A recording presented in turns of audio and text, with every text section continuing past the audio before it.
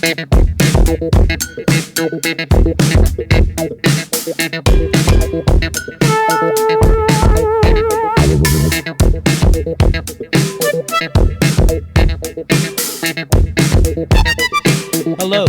and welcome to another episode of Unshackled for Life.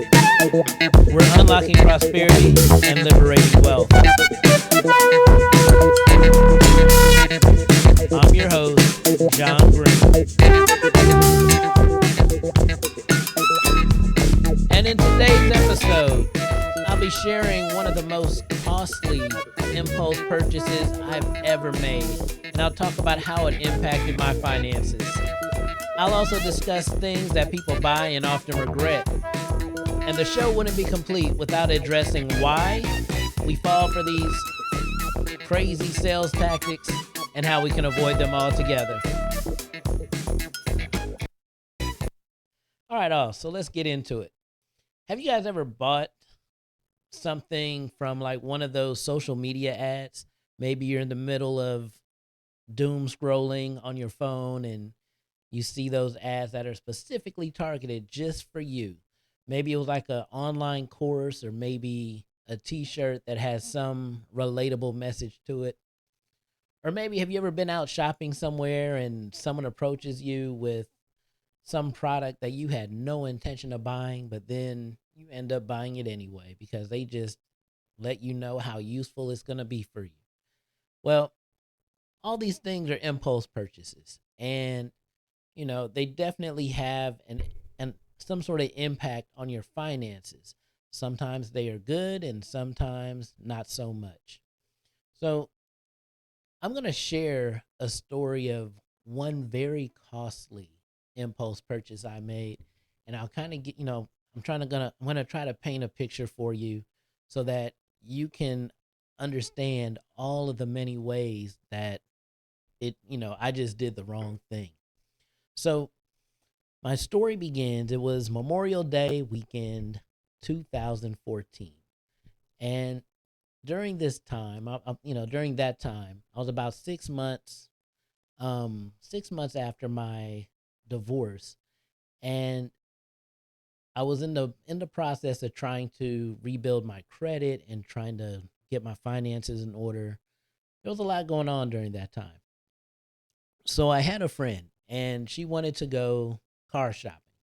There was a particular car that she saw. She knew exactly what she wanted. She just wanted to test drive it. And she asked me to come along to kind of be her support partner and, be there to keep her from purchasing the car. She just wanted to test drive it, and she wanted me to help her, get out of the sales pitch and, just get her away from it. So I drove her over to the car dealership. And since it was Memorial Day weekend, the car dealership was having some sort of special sale. They had like a tent set up, and they had all kinds of little fun activities for kids and things to do. And, like a big deal. So when we got there, we had this sales rep, and, he was showing her the car that she wanted and all of that. And despite me trying to get her to walk away, she ended up buying the car. And that's not the worst part. The worst part is once she was finalizing her sale, the salesman came to me and said, "Hey, my supervisor noticed your Jeep that you have outside, and he would like to he'd like to make an offer on it for you, and you could trade it in today, and you could purchase another car yourself if you like." And I was like, "Nah, man, no way, Jose, man.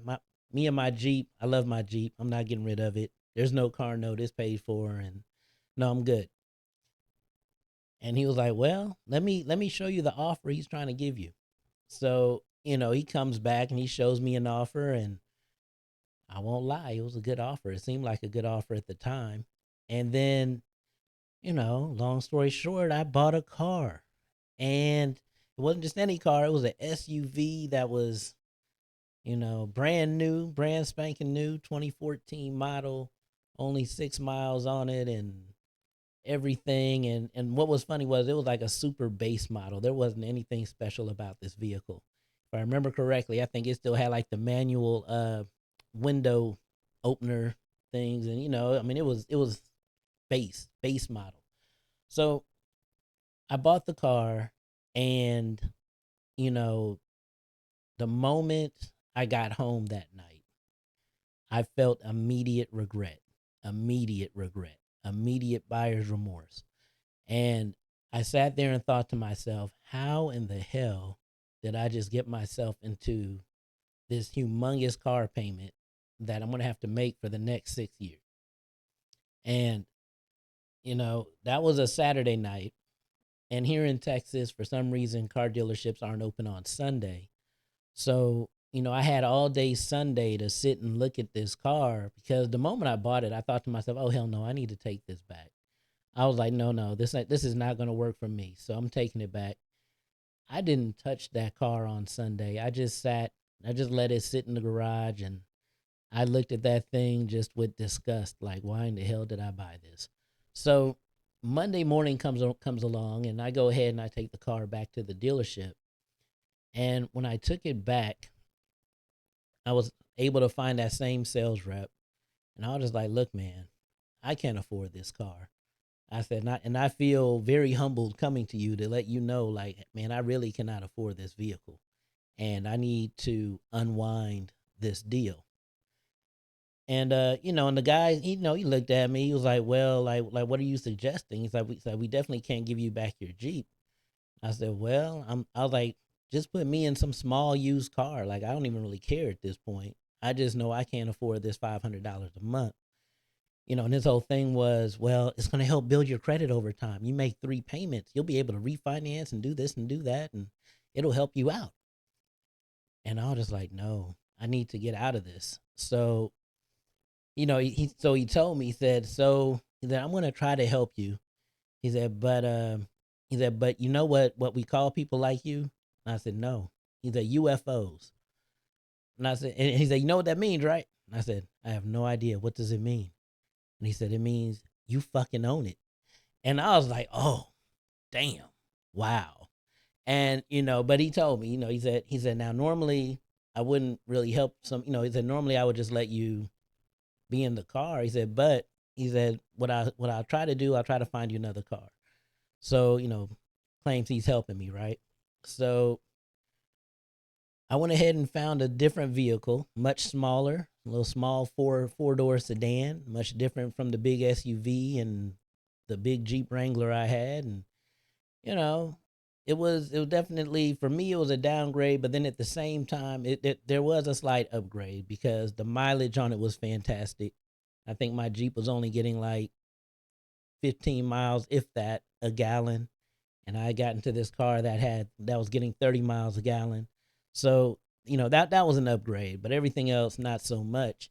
And I ended up getting this other car, but here's where all the financial implications come into play. First of all, as you know, the moment you drive a car off the lot, you've already lost a whole lot of depreciation. And owning that car for 2 days, for that Sunday and Monday morning, that ended up costing me about $6,000. That was added on top of the cost of the smaller car I ended up purchasing. So 1.5 days of ownership basically turned into $6,000, or cost me $6,000, and that was mainly for all those fees and things you have to pay for whenever you buy a new car. So all that rolled over to my to the new car that I had bought. Not to mention all the fees and other things on the on the smaller car that I had bought. So that screwed me over royally. Um, Still had a hefty car note. Wasn't $500, but it was like $375. That was still a lot, but for me at that time. Um, and it was just a horrible mistake. Just a horrible, horrible mistake caused by a moment of impulse, right? So these, impulse purchases, they can be financial quicksand, and they can devastate what it is you're trying to do financially. So, what I want to do now is just kind of transition into some other types of impulse purchases that people often regret. You may be able to regret, You may be able to relate to some of these. But we'll go through that, and then we'll talk about like why we do it and how to avoid it. All right. So what people, this is a list of some things that people often buy out of impulse. One is expensive gadgets, whether it's cell phones or some sort of technology, some sort of tech toy. You might see something on TV, or you might see that a friend has something, and when you go out and buy these new tech things, a lot of them have hidden costs. And cell phones, for example, if you buy a new cell phone, you're instantly going to have to buy things like a new case for it, a new, other accessories to go with it. If you buy something like a doorbell camera, you're going to have to pay for the subscription service that goes with the doorbell camera. If you want to, look at things online, if you want to see what's going on, you have to buy the subscription service. So there are hidden things like that that can often cause additional financial hardship. You want to be aware of those. Other things are subscription services. Nowadays you have subscription services not just for for television, but you also have it for, for food services and you know, doorbell cameras, things like that. And with all these subscription services, even online apps and things, online tools, you find yourself with all these subscription services, and if you get too many of them, it's real easy to forget about one, and or you just find yourself not using them because you just forget that they're there, or they just lose their their uh their need. Your need for them might might go away. So be careful of those things. Retail therapy splurges. Sometimes you just feel bored, or you just maybe you're stressed about work or something, and you just want to go out and buy something to feel better. So, doing things like that, whether it's like clothes or shoes or something like that, those things, you may wear them once or twice, or, you may use something once or twice, but after a while, it'll lose its purpose real quick. Um, Kitchen appliances, sometimes, you'll see something in a store and it seems real useful, and it's something that you only cook once every so often, and you're like, ooh, that would really, really help me with that dish. But it's a dish you only make like once or twice a year. And is it really worth the amount for that appliance? Things like that. Other good ones are like pets. A lot of times people will buy pets, um, usually out of emotion, and then you don't really think about some of the extra expenses, such as usually you think about the cost of food for the pet. That's normal, but then you fail to think about things like the cost of maybe if it's a dog or something, you might forget the cost of training the dog, um, the cost of vet visits and all the medical costs that might come along with animals. I remember I had a coworker who had pet cats, and one day she was telling me about how several of her cats had like these human like conditions. Like one of the cats had cancer, and then there was another cat that had some sort of seizure disorder. And I was just like, wow, man, those are like human things. And the healthcare or the care that was needed for those cats was, I mean, we're talking in the thousands. And it's just like, wow, like that's costly. May not have thought about that, when you were first getting that animal, but you have to think about that. Other things that people often regret: timeshares. That's a big one. A lot of people get into timeshare situations where they're locked in for life, and there's all sorts of programs out there where people are trying to get out of their timeshares, and are finding that, I mean, those things turn out to be worth nothing except for headaches and expenses for all the maintenance fees and things like that. Other things might be, online shopping sprees. Again, that's kind of like the retail therapy splurge sort of thing. But then you might also see people spending a lot of money on experiences. And usually with the experiences, and I'm talking either like vacations or concerts, things of that nature, we can get caught up in thinking how cool it's going to be. But then once you start adding up all of the costs. Like, if you're going to a concert, for example, you might need to pay for expenses to go to the concert, you might be staying in a different city for the concert, things like that. And all those things can add up and just kind of end up costing you a lot more in the long run if it's not well thought out. So for now, let's transition into why impulsive purchases happen. And we'll talk about things like emotional spending, marketing tactics, fear of missing out, and even sometimes we just do it out of boredom. So after we talk about that, I'll also talk about how you can how you can avoid some of these impulse purchases. So I want to first, before I get into those things, let me first remind you that one of the pillars of the unshackled for life mindset is understanding how to be a mindful consumer. And that's really the core of what we're talking about today. How to become a mindful consumer. All right?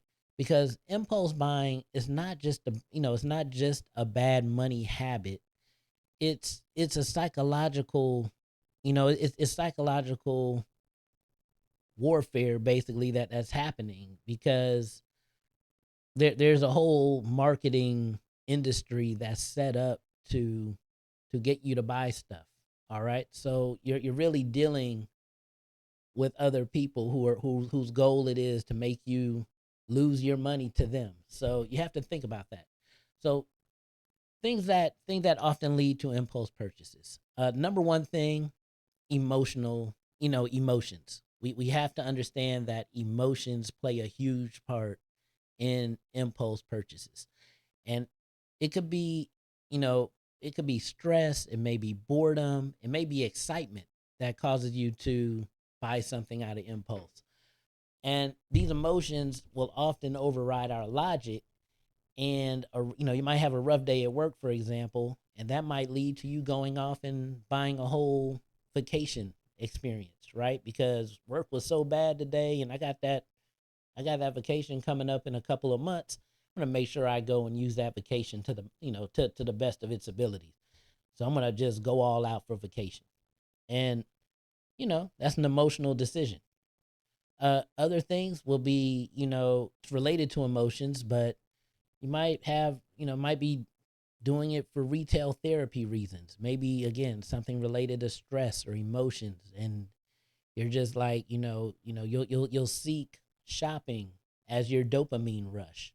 So you might find yourself just buying something just to make yourself feel better, just to get that little splurge of dopamine in your system, and you'll justify it as self-care.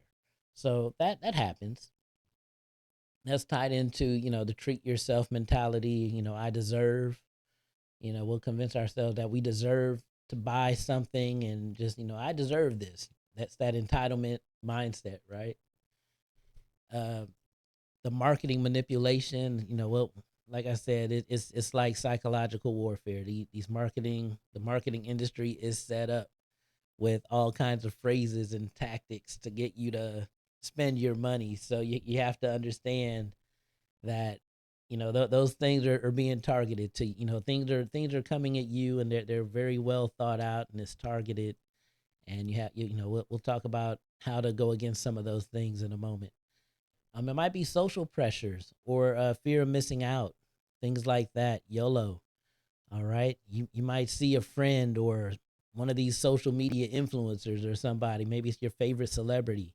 You'll see them doing something or have something, and in your mind, you're like, "Hey, I want that too." And that might make you go out and go spend some money. And another reason people might fall into an impulse purchase, they might have a very strong overconfidence of their future earnings. So you might be thinking, yeah, I can afford this because I'm going to make more money later. And what ends up happening is usually once you make money later, you're spending it on some other want, some new need, some new desire, some new impulse. So kind of have to be mindful of that as well. So let's now talk about how we can prevent some of these impulse purchases. Number one is try to become a mindful consumer by avoiding, by avoiding purchasing things out of habit. All right. As you become more financially literate, I want you to learn how to look at look at where your money is going, and then kind of ask yourself, why is my money going there? All right. So here are some techniques that can kind of help you avoid buying things out of impulse. The first thing I want to explain is something that my wife taught me, and it's called the 24-hour rule. And just like it says, before you make a big purchase, give yourself 24 hours to think about it. All right. That'll give you some time to do a couple of things. Number one, you can get your emotions back in check. Number two, it gives you a chance to do some research on the item, and you can really ask yourself, hey, do I really need this? Do I, how bad do I really want this item? All right. And just imagine, I mean, going back to my story of the car, what would have happened had I just taken 24 hours to really have just thought about purchasing that vehicle? I probably would not have given up the keys to my beloved red Jeep that I loved. Um, and I probably would not have put myself in a deep financial hole.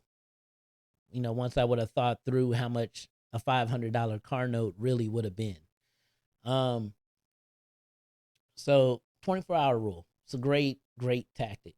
Another thing you can do, another very proactive thing you can do, is budget for your fun. When you think about small things, it's okay if they're budgeted, right?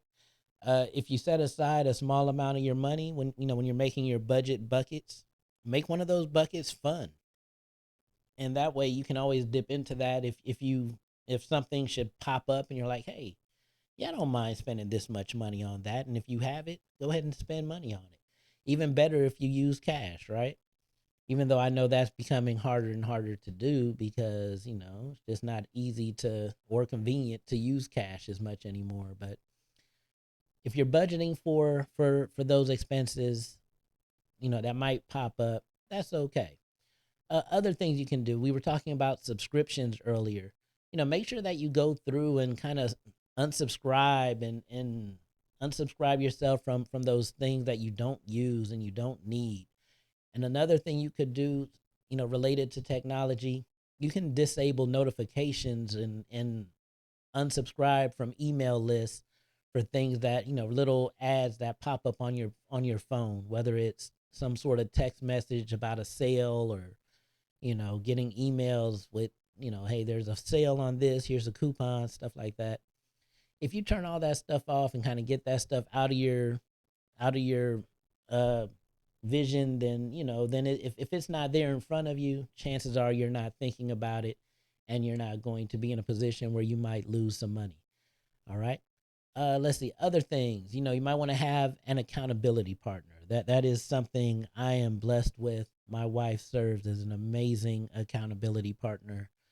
Sometimes she gets on my nerves because sometimes she makes me feel like a like I'm a money spending fool at times. She'll look at me and say, "You don't need that," and I'll just, and a lot of times she's right, or she'll, she's good to remind me that I have something already, because there are moments where I'm like, "Hey, well, I was looking at this," and she's like, "Don't you have one of those already?"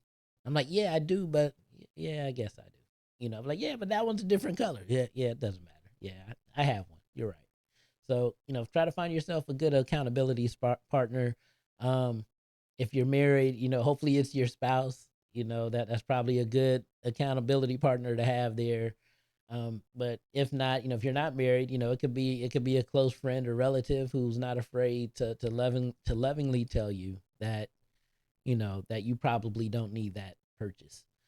And the last tip is, whenever you're going into a situation where there are going to be some sales folks around, go in prepared mentally. Like go in and treat it like a game. All right. So kind of be mentally prepared for what you're about to encounter with the salespeople. So instead of thinking, hey, this deal is too good to pass up, train yourself to really think about why they're trying to sell it to you and how they're trying to sell it to you. So they, for example, one of the most famous sales techniques is to try to give a sense of urgency. Hey, you need this right now. It's a limited time. It's sale will be over soon. And whenever you see that, your mental response should be something like, "Hey, I see what you're doing. You're trying to force me into buying this thing now, but I'm going to take some time. Just kind of have a strong mindset. I'm going to take some time to think if I really need this.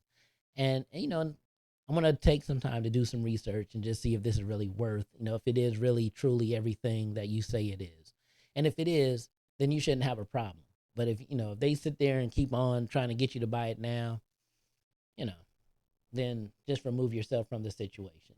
Another thing is, another famous sales technique is saying, "Hey, buy now and get 30% off."